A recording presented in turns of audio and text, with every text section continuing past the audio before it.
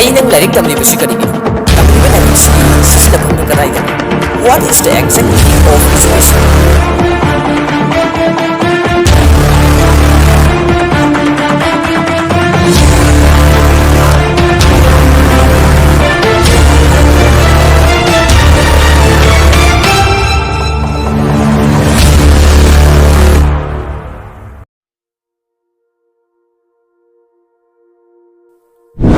Ay nang wakal tarak padagi adumak school da salamle.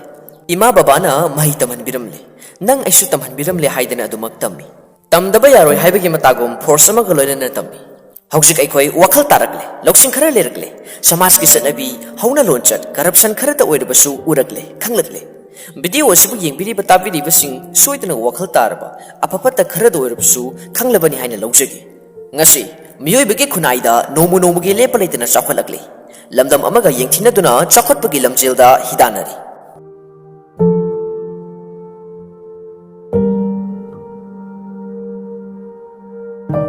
Leibag ama chakotnabagidamagta hawgalagliba naharol singi achopa daita ama leidi. Leibag asida leidiba naha kaya afaba lambida achumba lambida magi hiram amamamda mahangna pamjariba hiram aduda kanna hon aduna laira ina khunba thidana mai pakpa yai haibasi khanganba mathau tai. Matang asida education system haibisidasu chauna meeting ama thamdaba yadabani. Nongma angang ama khakna yamna sathina kaptuna school da lagi. Bikraba angang adu school da namduna tharagi. Ningai kan khraba angang aduna kamna hai. Ayumra thinbiyu phone yengningi. Oja aduna angang adu buthemi. Kap kono nangbo. School sida nungaina ABC 1 2 3 rhymes kaya saktuna nungaina imanaba singa nungaina legedoribani. Angang adu ni yade. Phone da ai ABC 1 2 3 su yengi. Sida lakningde. Marai kon dona ningai tobani. Matang sida panjaningbadi honglakliba chawkhalakliba matamgi khongsat asiga sanaba lari khutam mathoga matarakli. Thaina tamlamba lari khutamga ahalaman singa libiramba makoi ki matam adugi lari khutam aduga haujike ekhoina tamliba lari khutam asiga khenaba khara budi dumak ubu phangi. Honglakliba khongsat asida mahi tambada lana lichingliba achumba oili boide khalliba ai metric asi pass tobu ngamoi ai boarding sangdaba yadi. Paisa gi wabu kaino. Manipur ngasi ke ekoi imalibak asi asuke matik sonthani thaina na leijaram laba ipai pu singi phajaraba hauna loncha sing nomu nomugi mami samlakli akhangba kaya amadi lei aduga chakotpadi iu udi chakhana naba thabak asidang paikhachi tongminasi haiba matamda ai ithandana masi shamdok luba ngamoi haiba sigi haisina mang thari masigi wakhalon si karama matamda sentokadabano haibasi khangdre hairuragasu ahiba sai haibi doribani masa masa gi haiba wakhalon asina gyan me namata tadabani Samas ke haiba wakhalon ikan khandre tattana hainaba wafamne nahak larik ningthijina tamgadabani kanna honagadabani karigi nahak ki imung manung asi nungaina thamgadabani nahak nasanasu nupe angang adu awatpal heloidabani larik tamningai matamdagi hauna mama mapa kharana masa singbu adumak nungaina bagi haibadi tungkona paisa nongsa watana hingnabagi wakhalon asi phawonbani aduna maram oiraga ngasi iramda manipurgi naha ayamba masa masa gi nungai bata khanduna miyam gi haiba wakhalon asi khanba naha singi masing asum hantarakli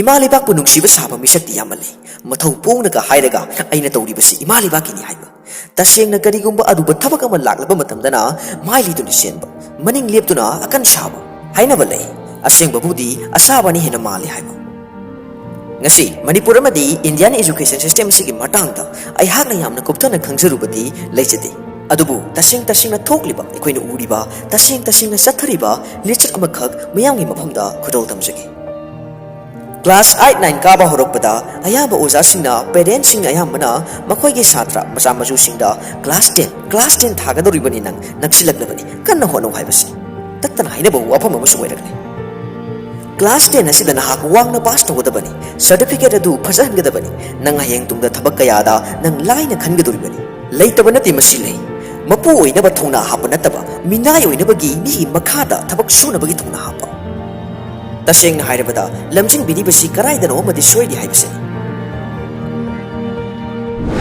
aina classes ka ba horopada wakal ningthijina khanba ngamdringai matam oiringai matam aduda masigi ithina sima phawkhibani class 10 asila loirabra ai makha tarakpadi kamdauba class 10 asi wangna pass tawduna certificate adu phajare hairarega afabe school amada admission tawbada hongna adu mak tawkhibagadi yai tasengna school sing asisu mak wangba satri sing puthokpa position masing yamna puthokpa haibasina maruiba pandam oinari masi manung kupla yengbada kana amatana lali chumli hainadrabasu gyan tanarabani position lebliba satri sing adugi masing sing adu pukat Pukatuna, tak school asi position masing yamna puthok haibasigi mingda satra singamuk launa buhotnaba.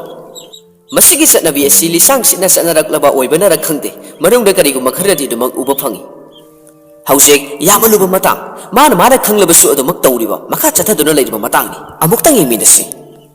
Class amada satra yamlabada yankhai humpu leiri haina lawrase. Masida yamlabada larik hai haina lawbu yariba satra singi masing asi 100% gi manungda sumnatagi 50% phana yaudabana yamani. Adu oirabadi school amada class pre-nursery dagi hauraga class 10 phawbada pulap ki parabadi kayam yamgani. Satra kayam yamgani khanbiru. Matang sida haijaningmadi adok yamkraba satra sing kaya adu makoi larik tamu yadrabani haiduna mi oiba ngamloi mai pakpa ngamloi haigadoribra.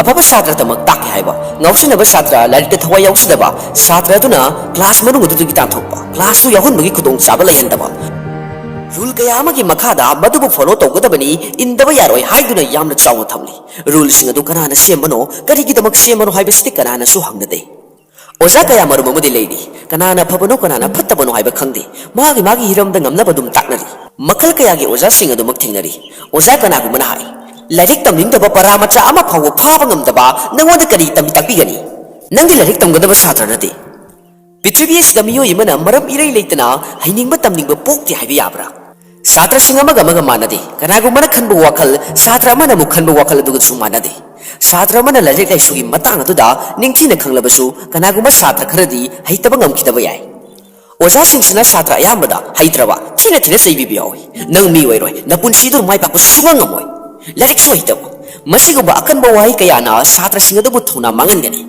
maga hijariba du karino hangbirubagi matam sangde duty ni tawgadabani haiduna dumak takam thokpa du taklamba satra mana khalibu wakal karigumba mahaki achobu manglana ma sagatcharakpa horopada masi aiga sanadre masi khanba yaba natte haiduna adumak tokhibasu yaudaba nate aina class 7 karinge aige wakalda kanagumba kharadagi karigumba khenana thabak matang tawga haibase khanba horopani angang khara waribana wakal leptriba matang aduni sagatpa horagli tawrigi haina torokpuda nakaldagi khangting thingani nang hinge exam natra haujaram laba sagatsaram laba manglana du nathaiduna khanki masi aina hojik tawba yaba matam oidrina priority asi exam adu da focus tawkhibani afaba karigumba thabak ama phana tawning labasu aigi laikai samaj ke miyoi punamakna phattabagi sangna wangna laikhrabada itanta angawba amagum thabak adu tawgadoribani Oja afaba satra gi thamoi bu khangbiba oja sing leitaba nate system asna makoina kare su tawbu ngamdabani oja sing thamoi singna satra gi damak kathoktuna kari hu bakharani tawram lage afaba lari kaiba satra tamang nataba magi apa adu dina phana tamba satra kuding bu ama toina gi ma bityeng ubiba ngambo oja sing gi masing singna wang le debadi liba kasi sakotpada asuki mate kumang choksing gani haina khanji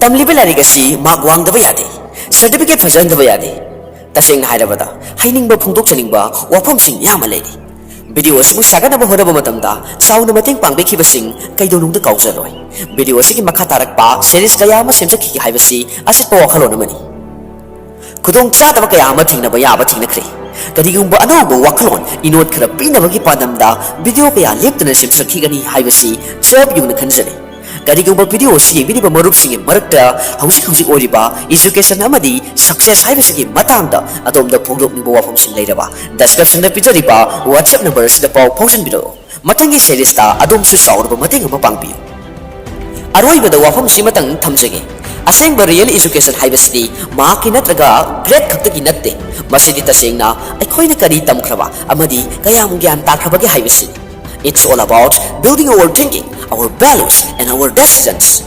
Masigi wakalon nasi power by Indian actor Amir Khan phongdok pikiba wafamdi. Taseng na masi ay hat na su thajasiba wakalon namani. Masi mahaki wakalon khakdagi natte, masi aseng baduni. Video asiba hobudagi loiba phaw meeting tabiriba khwai khudimakpu thagatba phongdok sari. Makatarakba video singi damakta soidana channel su like, share, subscribe toksinbiramu. Nauna changbirakliba marupsing soidana channel asibu share tawba kaubigano